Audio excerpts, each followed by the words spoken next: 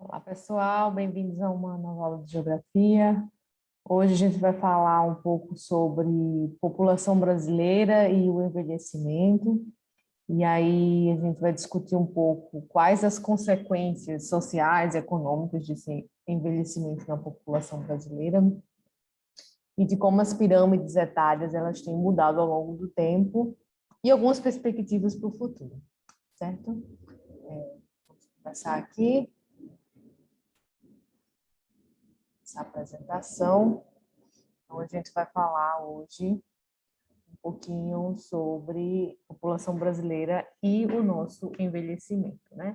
Esse fenômeno, ele tem acontecido no mundo todo, não só no Brasil, mas especificamente nessa aula a gente vai abordar mais a questão brasileira, tá?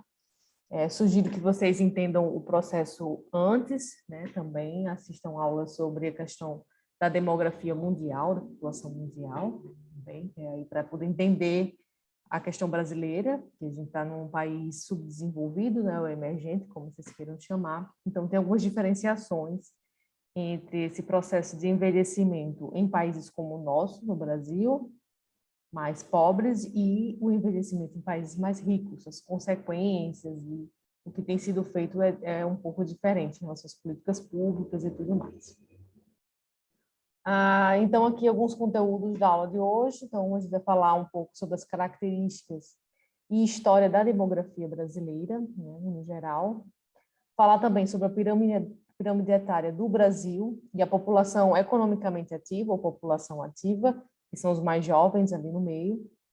Vamos falar também sobre a distribuição da população brasileira e a sua diversidade étnica, né, que aonde é que está, que esse é o foco da geografia, né, em relação à questão populacional, onde a gente está distribuído no território brasileiro, quais são os lugares que tem mais gente, menos gente.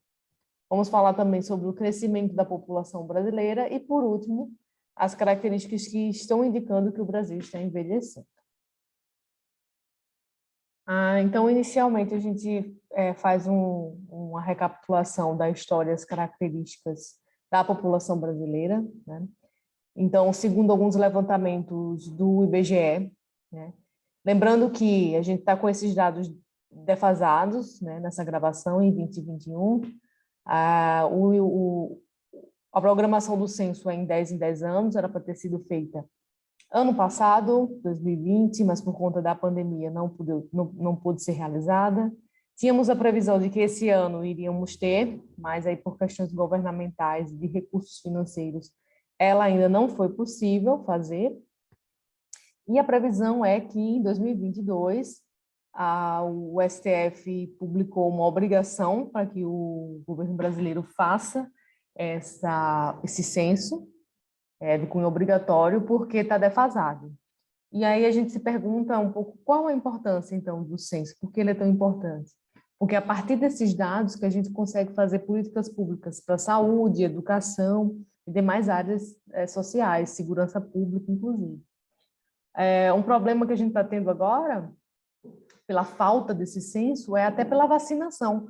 A gente está tendo problema dos estados e municípios fazerem uma estimativa mais correta de quantas pessoas naquela idade tem para poder abrir e expandir a vacinação. Então, por isso que a gente está tendo no Brasil, como um todo, uma diferenciação até entre cidades, mesmo dentro de um estado, cidades que avançam mais, outras menos, na vacinação, porque os dados que esses estados e municípios têm, muitas vezes estão defasados, então muitos acham que podem avançar, mas não podem, na realidade tem mais gente naquele grupo, e outros, o contrário, tentam, achando que tem mais gente naquele grupo, mas na verdade tem menos, porque já tem mais de 10 anos que esses dados estão defasados. Então, assim, é de suma importância que o censo seja realizado, tá? Então, fica aqui registrado da importância que é do censo para a nossa vida, né?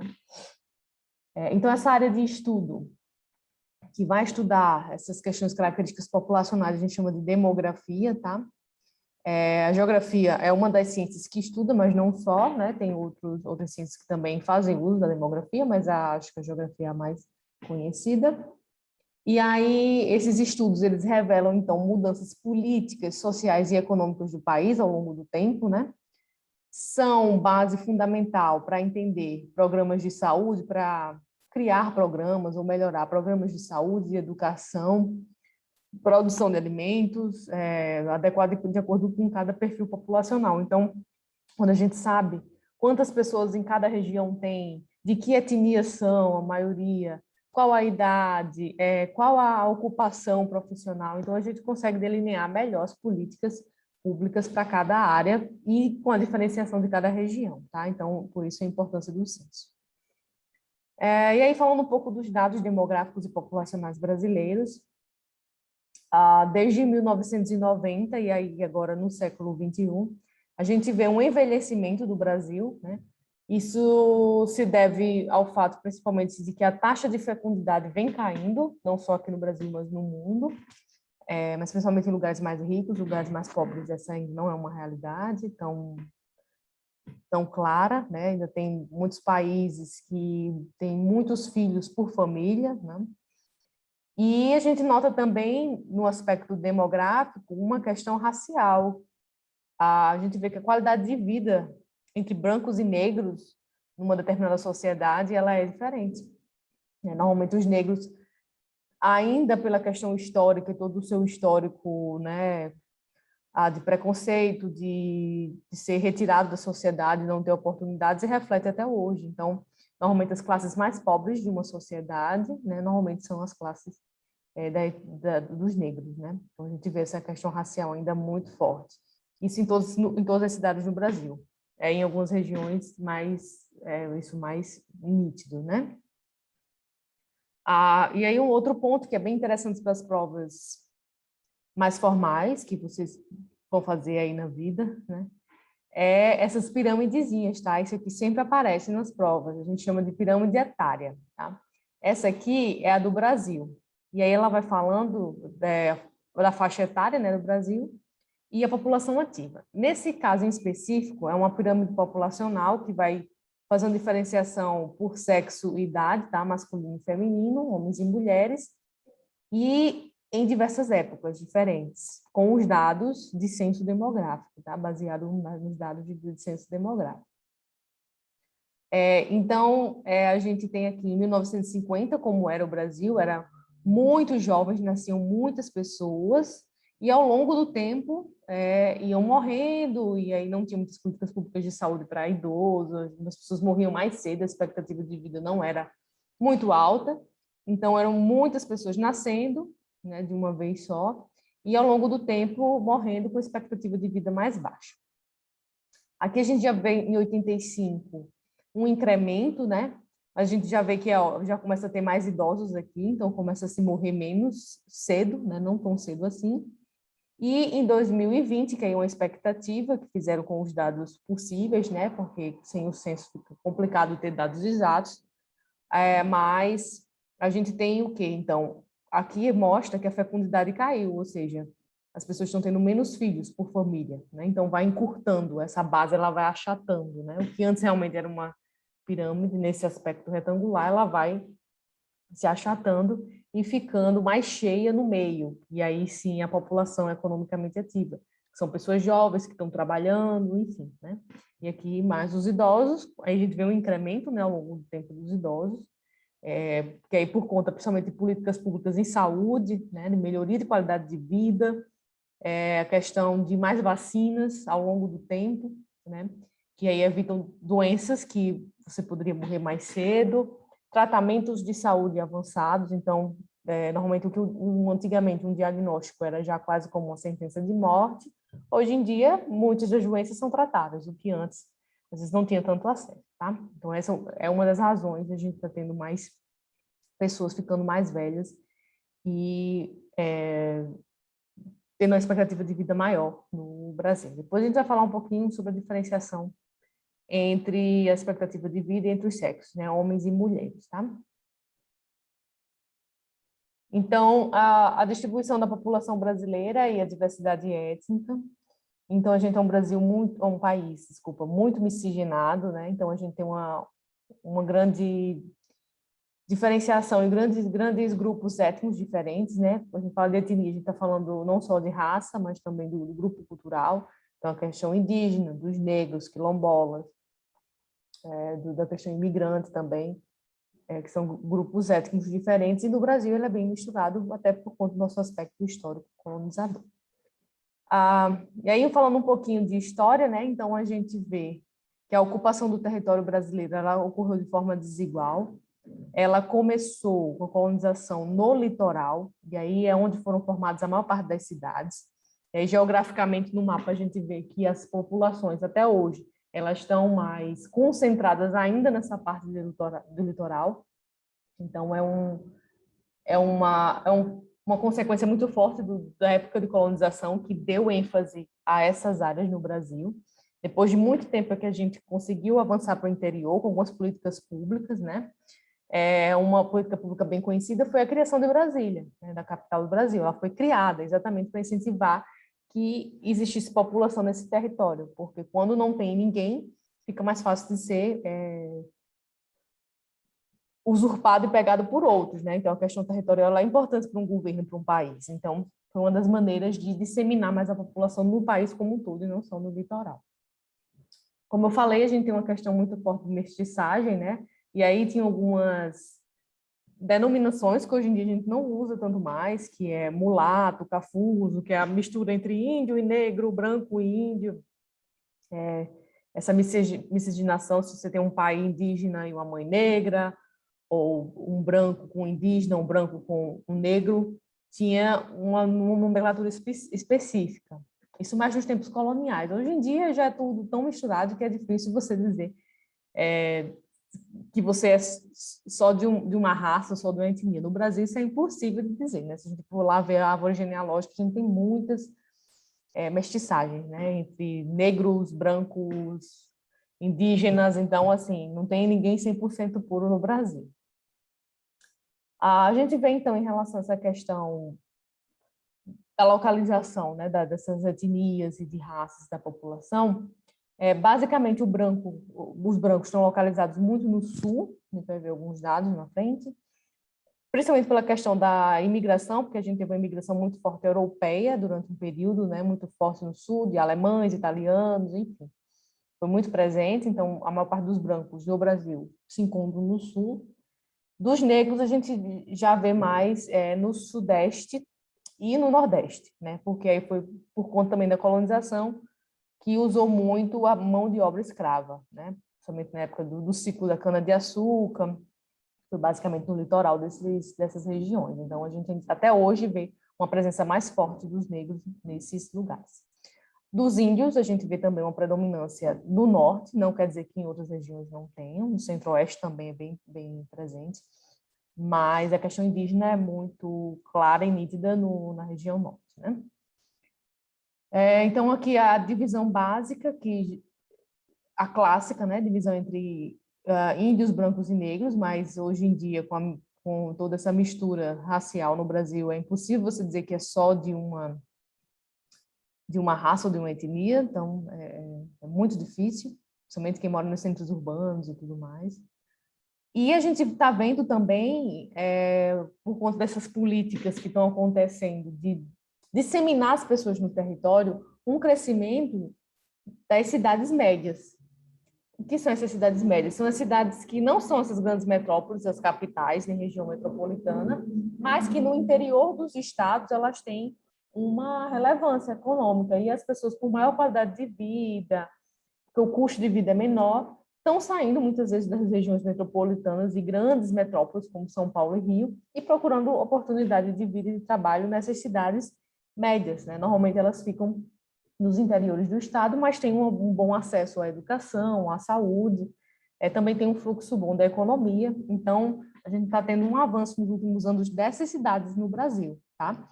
São cidades que não chegam a ser cidades pequenas, mas também não são grandes metrópoles, né? Em São Paulo é muito claro isso no interior. A gente tem São José do Rio Preto, por exemplo, na região noroeste. A gente vai ter algumas cidades também no Nordeste, como em Pernambuco, tem Recife, que é a capital, e Caruaru, que é um polo bem interessante econômico. E aí muita gente vai procurando essas cidades. Espírito Santo a gente tem em Ares também, que é bem conhecido, entre outras cidades, estou colocando só as principais, tá? As pessoas começam a procurar algumas cidades menores do que da região metropolitana, mas que têm uma boa qualidade de vida e acesso à saúde e tudo mais. Então, a gente tem aqui, em relação à questão de cor e raça, né, a distribuição no Brasil, e aí cada corzinha dessa representa, né? Então, a gente pode ver, ó, como a gente falou lá na questão dos dados, que na região sul, praticamente a maior parte da população se declara como branca, né? Aí depois parda, enfim, e a mais escura se declarando como preta, né? A amarela, que é esse aqui, né? Eu acho que é uma das menores porcentagens, esse de amarelo, né? E indígena a gente vê só mais aqui, ó, na região norte. Isso é autodeclaração, eles se autodeclaram, a autodeclaração indígena, tá? Então, a gente vê uma diferenciação da quantidade de pessoas de cada cor e raça por região, né? A gente vê um predomínio em alguns estados mais da raça que se autodeclaram pretos, né? Ou pardos, e aí é a maior parte aqui no Nordeste, tá? E brancos, a gente vê algumas predominâncias em algumas regiões do país, tá? Então, esse mapa é bem interessante e interativo para a gente ver a diferenciação de concentração de cor e raça de acordo com a região, de acordo com o estado, enfim. E aí vai lá para a questão histórica, para entender o processo. Um outro dado em relação à demografia geográfica é a densidade demográfica. E aí, o que é essa densidade demográfica? É a quantidade de pessoas por metro quadrado. Então, eles vão pegar o dado da população absoluta, que é total, né, e dividir pelo espaço, que aí vai dar a população relativa, ou seja, quantas pessoas tem por metro quadrado daquele estado, daquela cidade, daquela região. E aí a gente vê, como eu falei no início da aula, uma concentração ainda, ó, por conta da questão histórica, muito alta das pessoas em cidades aqui, ó, na região litorânea do Brasil, que é um fato bem histórico, né, da colonização, porque o Brasil foi colonizado durante muito tempo e basicamente toda a criação das cidades, os incentivos econômicos eram aqui nessa região do litoral brasileiro. Algumas políticas para o interior, né? Então a gente tem, claro, tem grandes cidades aqui. Manaus é uma grande metrópole na região amazônica, muito importante. Mas a gente vê que as pessoas ainda se concentram muito na região litorânea, um pouco mais agora ao interior desses estados, tá? Então a gente vê uma concentração muito grande de pessoas aqui, ó, no Sudeste, principalmente na região de São Paulo, Rio de Janeiro, né? Onde tem as maiores concentrações populacionais, ou seja, mais gente por metro quadrado. Esses dados aqui de 2010, com o novo censo a gente vai ter isso aqui atualizado, né? Então, vai conseguir identificar se a gente adentrou mais um pouco, se as pessoas saíram dessas grandes capitais ou não, enfim. E aqui a gente vê a evolução, em 1960, 80 e 2010, a concentração de pessoas, tá? Então, a gente aumentou não só a população absoluta, o número de pessoas totais no Brasil, no país, né? Como também a população relativa, ou seja, mais gente em determinados lugares. Aqui a gente fala um pouquinho do crescimento da população brasileira.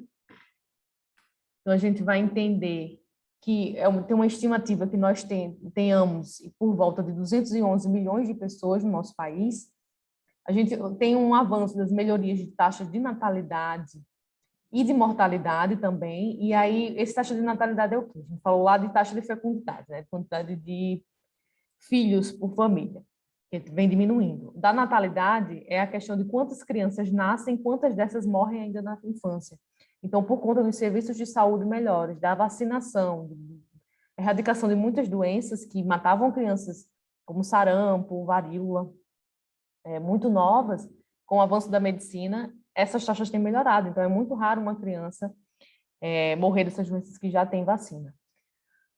O problema está sendo que, de uns anos para cá, a gente está tendo muitos grupos anti-vacina, muitos pais e tudo mais, e aí algumas doenças que foram erradicadas estão voltando e crianças falecendo de doenças que já existe vacinação, que não precisariam passar por aquilo. Então, está sendo um problema sério não só aqui no Brasil, como no mundo todo.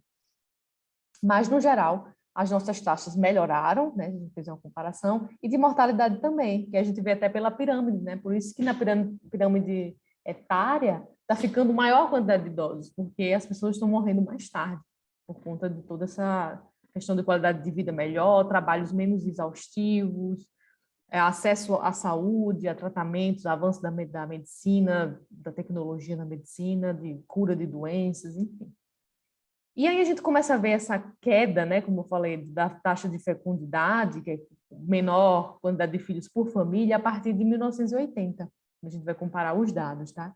E a gente começa a ver que as famílias começam a ter menos filhos, tá? O que antes eram famílias com 10, 15, 20 filhos, agora a gente já tem uma queda bem acentuada e a tendência é que isso vá aumentar, principalmente em regiões mais ricas, né, do Brasil, em regiões mais ricas.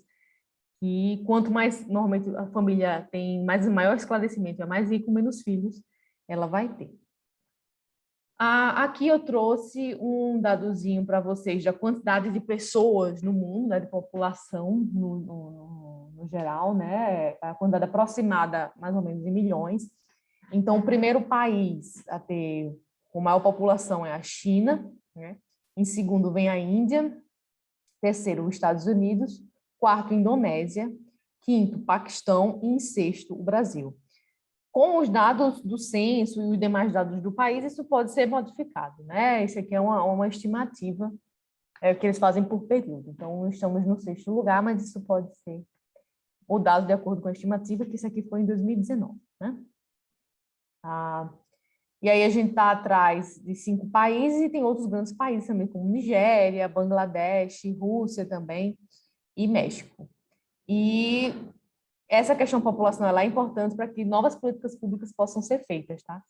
Então, é a partir desse quantitativo, e aí tem algumas políticas de diminuir, como é que você pode fazer para diminuir a quantidade de pessoas daquele país, porque muitas pessoas requerem mais investimento e tudo mais.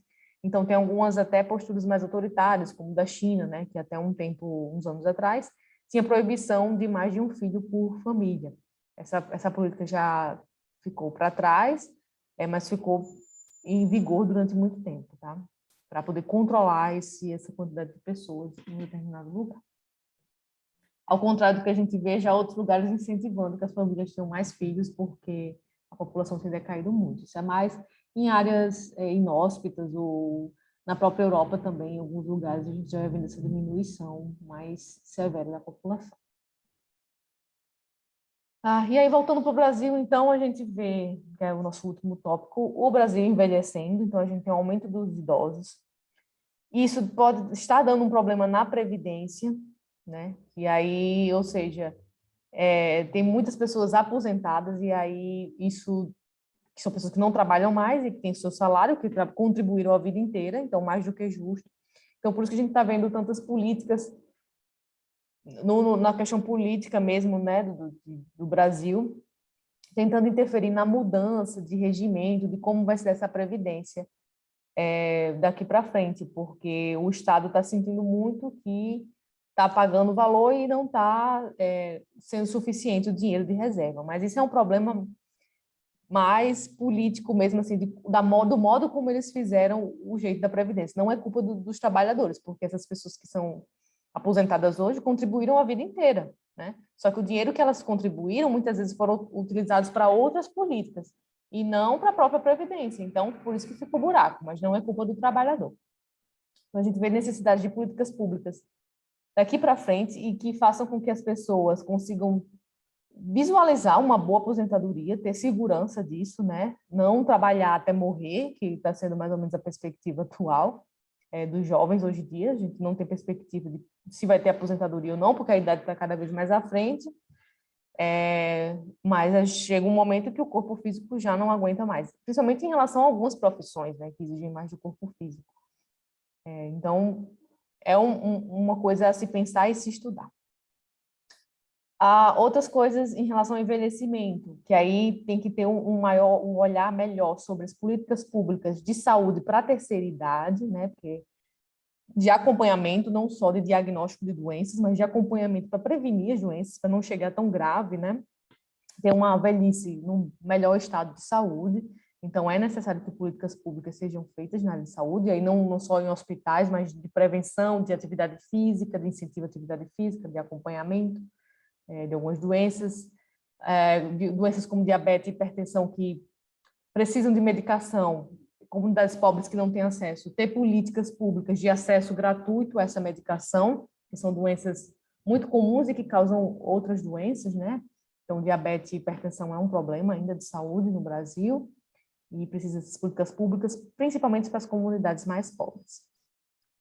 Um outro dado interessante é em relação a homens e mulheres, né, no Brasil. E isso vale até no mundo também. A expectativa de vida sempre das mulheres é um pouco maior do que a dos homens, de um modo geral. E uma das razões para se entender por que as mulheres normalmente vivem mais do que os homens é a questão da exposição a riscos. Então, normalmente as mulheres não se expõem tanto a riscos, a situações de violência, então elas se envolvem menos em cenários de crimes mesmo, questão de drogas e demais violências e assaltos, enfim. Não quer dizer que não aconteça, mas é bem menos, né, a porcentagem. E as mulheres normalmente também se preocupam mais com a saúde do que os homens, né? Então, os homens deixam para procurar um médico, às vezes, quando a doença já está avançada, e as mulheres têm a tendência já de fazer um acompanhamento médico durante toda a vida. Então, quando uma doença é diagnosticada, normalmente já é no início, e aí a cura é mais rápida. Enfim, são alguns dos fatores que fazem com que nós tenhamos sempre um pouco mais de expectativa de vida, né? E sempre também um pouco mais de mulheres do que homens no geral, porque as mulheres se expõem menos aos riscos no trânsito, né? E profissões também, né? Normalmente os homens se expõem em profissões de maior risco. E aí isso é interessante, né? A gente entender por que às vezes tem mais mulher e homens no mundo. Um outro dado aqui interessante é em relação a essas pirâmides aqui. Eu não vou falar em detalhes, mas só para vocês entenderem que são algumas projeções, né, que indicam que o Brasil está envelhecendo, né? E aí uma perspectiva que em 2050 quase 30% da população vai ser formada por pessoas com 60 anos ou mais. E aí ele vai mostrando aqui, ó, a diferenciação na mudança na pirâmide populacional brasileira, desde 1980 até essa projeção para 2050, né? Então a gente vê o que antes era realmente de fato uma pirâmide muito clara. Em 2050 fica quase irreconhecível, né? Por quê? Porque a gente já tem uma diminuição da população que está nascendo, um incremento muito grande da população ativa aqui, ó, 15, 19 anos até 55, 59, e até um aumento também aqui na população idosa, ou seja, a gente vai ter muito mais gente idosa do que na década de 80, tá? Então, prestem atenção nessas pirâmides aqui, que normalmente são elas que caem em provas, né, em vestibulares, Enem, enfim, para você discutir ou diferenciar e explicar por quê, né, que cada período é diferente. E aí vocês podem falar em relação aos reflexos do aumento da expectativa de vida, da queda da taxa de fecundidade, né? Atualmente você pode falar da questão da maior parte da população está na faixa economicamente ativa, né, dos jovens, e falar do passado também, que é entender que as pessoas tinham mais filhos por família, mas que morriam muitos desses filhos por várias doenças que hoje já tem tratamento. Então, é bem interessante, nessa questão de demografia, ficar atento a essa questão das pirâmides, tá? Eu acho que é isso por hoje, né? A aula foi um pouco mais detalhada, porque são mais dados. Então, espero que vocês tenham gostado. Vou parar aqui a apresentação. E aí, até a próxima, a gente conversa mais sobre demais assuntos da geografia. Tchau.